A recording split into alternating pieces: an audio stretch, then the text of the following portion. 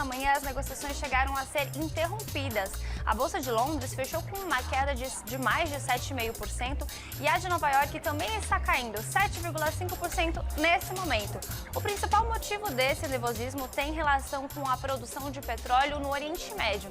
A decisão de aumentar a oferta de barris por parte da Arábia Saudita, que é um dos maiores produtores do planeta, produziu uma redução brusca no preço internacional. O ministro da Economia, Paulo Guedes, disse que está tranquilo com relação ao impacto na economia brasileira. E o repórter João Pedro Melo, direto de Brasília, explica isso melhor pra gente. O ministro da Economia, Paulo Guedes, na chegada aqui ao Ministério, disse que a melhor resposta à desaceleração é dar prosseguimento às reformas estruturais. Ele citou a reforma administrativa e também a reforma tributária, cujas propostas do governo ainda não foram enviadas ao Congresso Nacional, além das propostas de emenda à Constituição, do Pacto Federativo e da Emergência, que já foram encaminhadas ao Legislativo no fim do ano passado. Guedes classificou a epidemia do coronavírus como a gota d'água na economia mundial. Essa economia que, segundo ele, já estava em processo de desaceleração. Questionado se falta articulação do governo no Congresso, o ministro não quis opinar, apenas afirmou que não é de sua especialidade, que isso é responsabilidade do ministro Luiz Eduardo Ramos. Voltamos com você, Jéssica. E o dólar segue em alta. Nesse momento, ele é cotado a R$ 4,74. E ele chegou a ser vendido a R$ 5,00 em algumas casas de câmbio já. No início da manhã, o Banco Central anunciou um leilão de dólar à vista para até 3 bilhões, cancelando um anúncio anterior de até 1 bilhão. De acordo com o banco, a decisão pelo aumento do leilão aconteceu em função de toda essa situação no mercado. No ano, o dólar já acumula alta de quase 16%.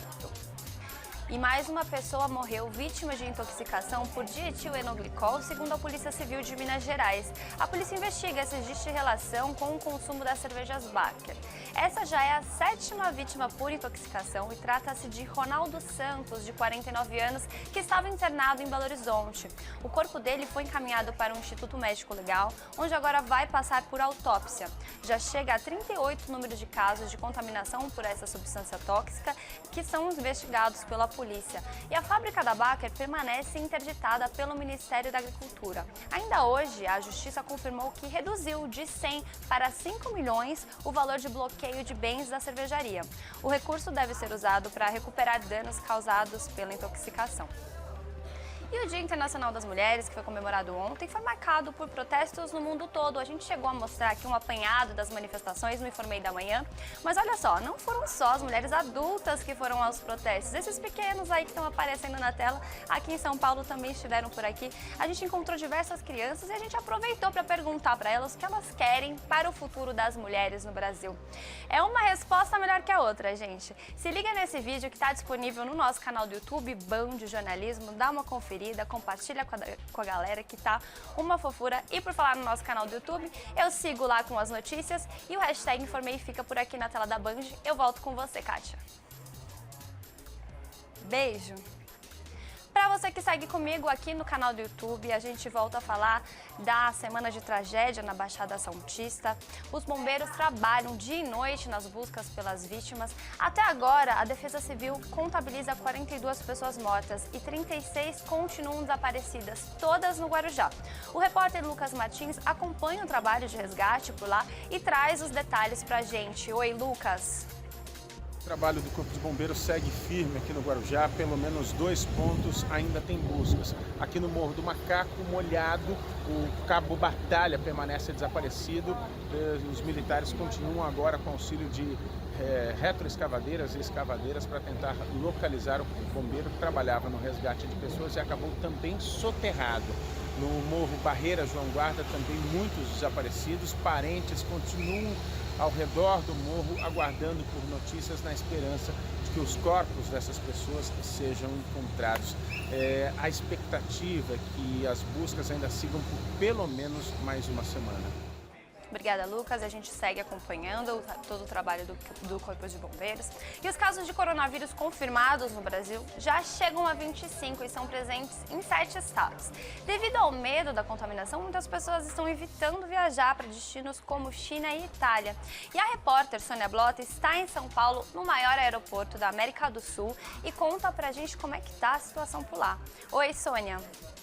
Aqui no Aeroporto Internacional de Guarulhos, a gente vê gente com máscara, sem máscara, voo para a Itália completamente vazio, assim como voos para a China. Aqui é o Terminal 3, que é o terminal de voos internacionais. Ele está mais vazio por dois motivos, por ser dia de semana e também porque vários voos foram cancelados. No Terminal 2, que é o terminal doméstico, outros voos, que são os voos aqui para todo o Brasil, eles estão acontecendo normalmente. As opiniões, elas se dividem. Tem muita gente que acredita que tem que se prevenir por conta da epidemia e outras pessoas que acham que está havendo um pouco de exagero. Mas, de fato, os prejuízos na aviação, em números, eles estão bem complicados. Obrigada, Sônia. E a reportagem completa você pode acompanhar hoje no Jornal da Band às 7h20 da noite. Gente, receber encomenda em casa quase sempre gera aquela preocupação, na verdade. Se a correspondência chegar enquanto você estiver fora, o que é que você faz? Pois é, agora você não precisa mais se preocupar com isso. Uma nova modalidade de entrega permite que as encomendas sejam recebidas pelos vizinhos. A opção não tem nenhum custo adicional e a função está disponível apenas para pacotes do Sedex e PAC, que é o tipo de entrega mais econômica. O remetente só precisa indicar na etiqueta do endereço em que a entrega no vizinho está autorizada, informando o local no momento da postagem. Vai definir se vai habilitar ou não essa funcionalidade na entrega do vizinho é o remetente da encomenda. No caso do e-commerce, quando qualquer pessoa for realizar uma compra e quisesse utilizar dessa funcionalidade, ele tem que solicitar que o remetente habilite essa funcionalidade de entrega no vizinho. O jeito é manter uma boa relação com os vizinhos, não é mesmo? Agora a gente fala de um caso de uma mulher de 34 anos que foi assassinada em Campinas na madrugada desse domingo. O suspeito, que era namorado da vítima, está foragido. E a repórter Lucimeire Ramalho está acompanhando o caso e traz mais informações. Boa tarde. Olá, Jéssica, boa tarde para você, boa tarde a todos. Esse é o terceiro caso de feminicídio registrado em Campinas neste ano. Desta vez, a vítima foi Thaís Michele Figueiredo, de 34 anos, moradora do DIC 4, aqui na cidade de Campinas. O corpo de Thaís Michele foi enterrado nesta manhã no cemitério dos Amarais, perante aí muita tristeza de todos os familiares. O caso aconteceu na madrugada de sábado para domingo. A Thaís estava na casa de familiares, da irmã dela, em um encontro familiar. Ela que mora junto com a mãe e 3 filhos, e ela resolveu ir embora para casa e foi somente junto com o namorado. Por volta das 2 horas da manhã do domingo, a família recebeu aí a notícia, a informação da morte dela. O pai do namorado de Thaís Michele afirmou que ele ligou para o pai e avisou que teria feito uma besteira e que poderia ter matado a namorada. Foi então que o pai avisou a polícia, que foi até o local. E bombeiros e militares da Marinha seguem buscando desaparecidos após o naufrágio de um navio no Amapá. Até agora, 51 pessoas foram resgatadas com vida. E quem traz os detalhes pra gente é o repórter Ney Pantaleão. Boa tarde, Ney. Olá, Jéssica. Boa tarde. Na manhã de hoje foi apresentado o plano de reflutuação pela empresa Mar Alternativas Marítimas. Esta empresa do município de Belém, ela está responsável por fazer o processo de içamento para que possa retirar do fundo do rio Amazonas a embarcação Ana Caroline III, que há cerca de uma semana naufragou na região sul do Amapá. Esse plano foi apresentado e agora depende da aprovação da Marinha do Brasil, que deverá acontecer já nas próximas horas após análise da Capitania dos Portos aqui do Amapá. Valeu, Ney. E mais de 2 mil filhotes de tartarugas foram resgatados por autoridades na região amazônica colombiana. Um cão farejador encontrou as tartarugas durante uma inspeção de rotina em um aeroporto. E a suspeita é de que os animais, que são de uma espécie nativa da América Latina, eram contrabandeados para os Estados Unidos e para o Japão. As tartarugas foram embaladas em sacos sem água e 150 delas estavam mortas no momento do resgate. Para ter uma ideia, o valor desse contrabando no mercado clandestino foi estimado em mais de R$1 milhão. E me diz uma coisa, você tem dificuldade para dormir? Se sim, saiba que você não está sozinho. Um estudo da Associação Brasileira do Sono constatou que os brasileiros de fato estão dormindo menos. O número de pessoas que relataram problemas para dormir subiu de 56,7% para 60,4%, isso só no último ano. E o repórter Felipe Peixoto tem mais informações. Fala, Peixoto. Os brasileiros estão dormindo cada vez menos. A média em 2018 era de 6 horas e 36 minutos por dia. E aí caiu 12 minutos, agora é 6 horas e 24 minutos. Parece pouco, mas na verdade a gente tem que pensar que é uma média. Então tem muita gente que está dormindo menos.